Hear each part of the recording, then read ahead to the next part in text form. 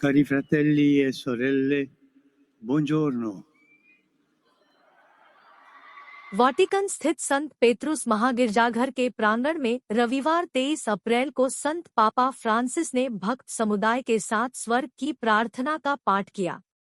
संत पापा ने स्वर्ग की रानी प्रार्थना के पहले पास्का के इस तीसरे रविवार के सुसमाचार पाठ पुनर्जीवित प्रभु के एम्माउस के रास्ते पर शिष्यों के साथ मुलाकात की घटना का वर्णन किया।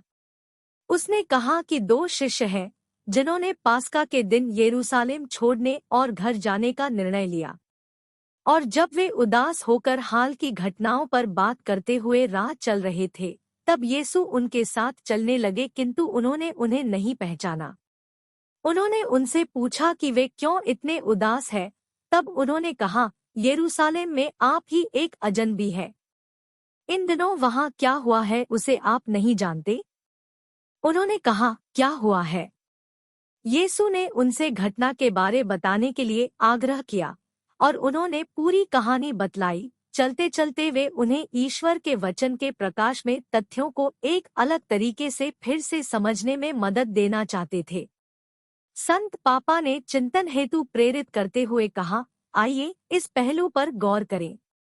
वास्तव में हमारी कहानी को यीशु के साथ पुनः समझना हमारे लिए महत्वपूर्ण है।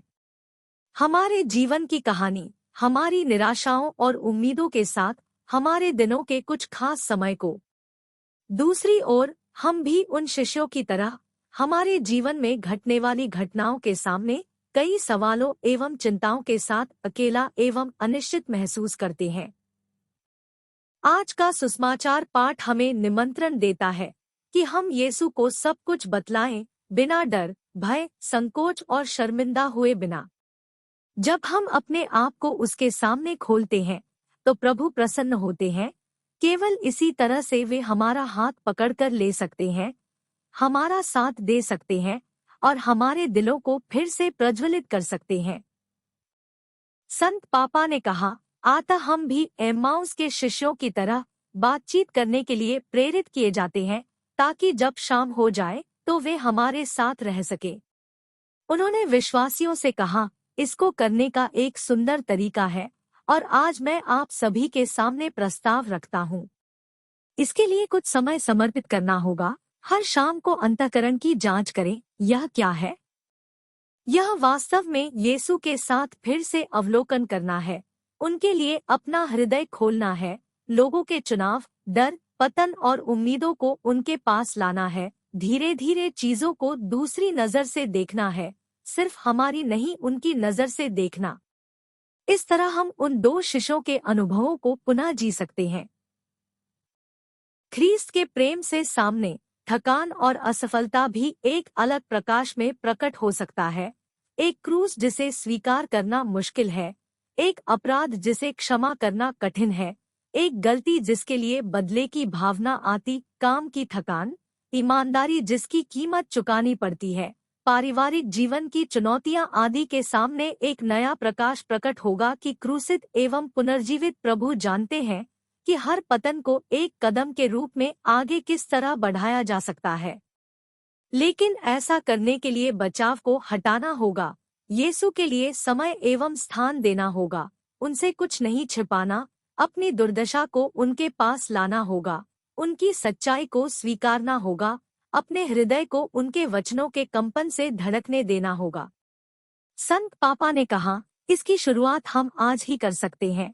शाम को कुछ समय प्रार्थना में व्यतीत कर, जिसमें हम अपने आप से पूछ सकते हैं, मेरा दिन कैसा रहा? कौन सी मोतियां थी, शायद छिपी हुई, जिनके लिए मुझे धन्यवाद देना है? मैंने जो किया उसमें क्या थोड़ा प्रेम था? अपने गलतियों, उदासी, संदेह और भय को यीशु के पास लाएं ताकि वे हमारे लिए नए रास्ते खोल सकें, हमें उठा सके एवं प्रोत्साहन दे सकें।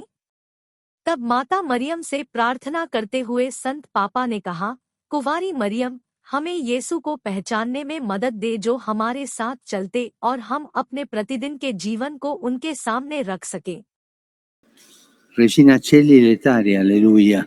Quia quem heruisti portare, alleluia. Resurrexi sic udicit, alleluia. ora pro nobis Deum, alleluia. Gaude letare Virgo Maria, alleluia. Quia surrexit Dominus vere, alleluia. Deus, qui per resurrezione Filii Tui Domini nostri Iesu Christi, mundum letificare dignatus est, presta quesumus ut per eius genitricem Virginem Mariam, perpetua capiamus gaudia vitae, per Christum Dominum nostrum. Amen. Gloria Patri et Filio et Spiritui Sancto. Sicut erat in principio et nunc et semper, et in saecula saeculorum. Amen. Gloria Patri et Filio et Spiritui Sancto. Sicut erat in principio et nunc et semper, et in saecula saeculorum. Amen. Gloria Patri et Filio et Spiritui Sancto. Sicut erat in principio et nunc et semper, et in saecula saeculorum. Amen. Pro fidelibus defunctis requiem aeternam dona eis Domine. Et lux perpetua luce Dei. Requiescant in pace. Amen. Sit nomen Domini benedictum. Ex hoc nunc et usque in saeculum. Aiuterium nostrum in nomine Domini. Qui fecit caelum et terram. Benedicat vos, omnipotens Deus, Pater, et Filius, et Spiritus Sanctus. Amen. Amen.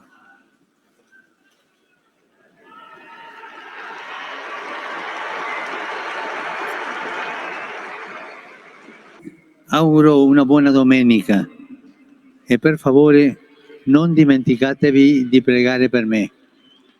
Buon pranzo e arrivederci. Sì.